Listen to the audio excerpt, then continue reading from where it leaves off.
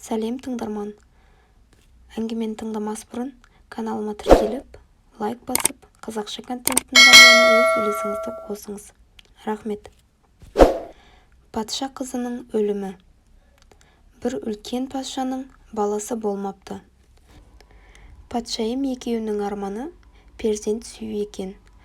Ғаламат зор елге билігін жүргізіп отырған адамның ақылы да көл-көсір болатыны белгілі. Патша бұл жағдайға бола іштей уайымдағанмен, ел жұртына сыр білдірмей, қашанда кішіпейіл мейірімді қалпынан жаңылмаған екен. Бірақ патшайым заты әйел болғаннан кейін осалдық танытып, Құдайға жалбарынып, күні-түні бала сұрай береді екен. Ақыры бір күні патша түс көреді. Түсіне ақ сақалды әулие кіріп, аян береді. «Балам», дейді шал патшаға, «жұбайың екеуің бір перзентке зар екенсіңдер. Бұл кемдік Құдайдың сендерге жіберген сынағы еді. Сен шыдамдылық танытқанмен патшайым күні-түні жалбарынып, перзент сұрап жалынып жүр. Сондықтан періштелер әумин деп, Алланың рақымшылығы түсіп, сендер қызды болатын болдыңдар. Бірақ сынақтың аты сынақ, оны ешкім жоя алмайды. Дүниеге келген қыздың бойына ауыр сырқат бітеді. Сол дерттен тіпті межелі уақыттан бұрын қайтыс болып кетуі де мүмкін. Сондықтан абай болыңдар. Балалар дертін дендетіп алмаңдар». Таңертең оянған патша, «Апырмай, бұл не деген таңғажайып түс еді», деп таң қалады. Патшайымға айтып екеуі бір қуанып, бір мұңаяды. Дегенмен басқа салғанды көрмек болып бел шешеді. Расымен де сол сәттен 9 ай 9 күн өткенде патшайым дүниеге қол-аяғы балғадай, періштедей сүйкімді нәресте алып келеді. Қыз баланың тәбеті өте жақсы, ешбір сырқат белгілері білінбейді. Оны көрген патша мен патшайымның, патшалықтағы бүкіл халықтың қуанышында шек жоқ. Себебі ел жұрты патшаны және оның отбасыны өте жақсы көретін. Себебі патша әділ және халықтың қамын ойлайтын мейірімді жомарт жан еді. Осындай бақытты шақта күн артынан күн, жыл артынан жыл өтіп жатты. Патшаның қызы да өсіп, балдырғаннан бүлдіршінге, артынан жеткіншекке айналды. Және ай десе аузы, күн десе көзі бар, мінсіз сұлу болып өсті. Патша кейде қызына мейірлене көз тастап отырып, баяғыда көрген түсін есіне алатын. Бірақ кемеңгер билеуші ол түстің жай нәрсе емес екендігін білетін. Бірақ қызының бойынан тырнақтай ақау таба алмай дал болатын.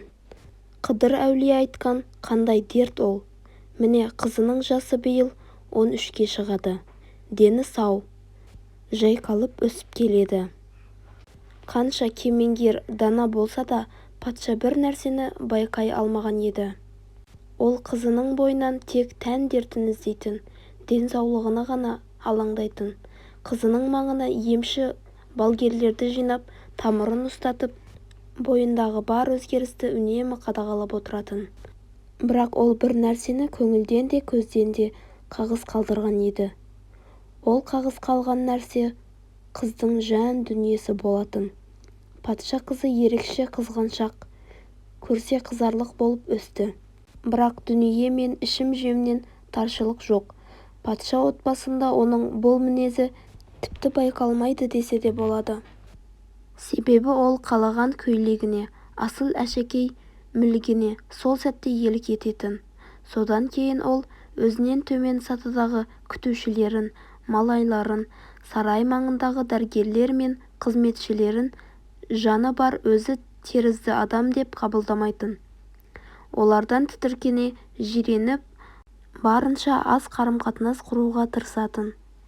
Бақытсыздыққа қарай бұл мінезі де ешкімге оғаш көрінбеді. Себебі ол патша қызы емес пе? Әу бастан жаратылысы бөлек, санаты биік. Тырнақтай болып іріп бастаған дәмкестік ұлғая келе бәрібір сыртқа атылады. Бұнда да солай болды. Бір күні патша сарайында жан түршіктірер бір оқиға орын алды. Патшаның қызына ән үйрететін кемпір бірде сабаққа алтын білезік тағып келді.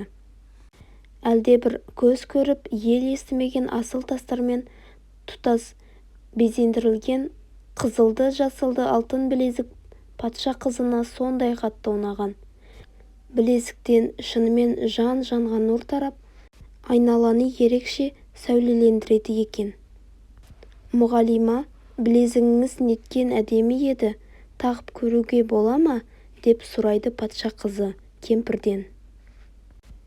Ән өнерінің шебері ұлы ұстаз Кейуана. Ойында еш нәрсе жоқ, білезігін шешіп патша қызына ұстатты. Патша қызы білезікті тағып көріп, әрі-бері айналдырып, әбден қызығады. Басында қызыққанымды байқаса, өзі сыйлай салар деп дәмеленген еді. Бірақ кемпір білезіктің шешесінен қалған жалғыз көз екендігін және оның сиқырлы екенін, егер басқа жанның иелігіне өтсе, оған бақытсыздық әкелетінін айтып түсіндіреді. Кемпірдің білезікті бермейтінін ұққан қыз шыңғырып жібереді. Жүрегіне әлем тыпырақ, ұлы кек болып жер тепкілейді. Тұрған жерінде көкпең боп талып қалады. Сабақ бөлмесіне келген күзетшілерге кемпірдің өзін өлтірмекші болғанын айтады. Бұл оқиғаны естіген халық жағасын ұстап аһ ұрады.